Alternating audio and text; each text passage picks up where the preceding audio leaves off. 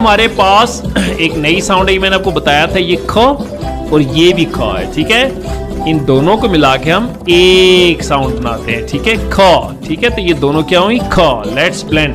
थ ई ख क्या बना? Thick. Good job, well done. Okay, thick क्या होता है? थिक होता है बहुत मोटा होना। ये देखो, ये देखो, ये है आली। आली की थिक, मोटी मोटी किताबें। आली की किताबें इतनी मोटी हैं, उसको अपने डोंकी के ऊपर रखनी पड़ी हैं। इतनी किताबें, इतना बड़ा बैग आली का।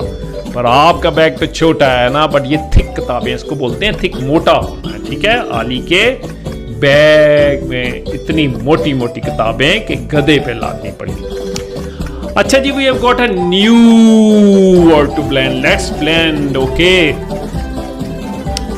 थ र थर ई ल। आपको पता नहीं दो ल है तो एक ही आवाज में क्या बनेंगे?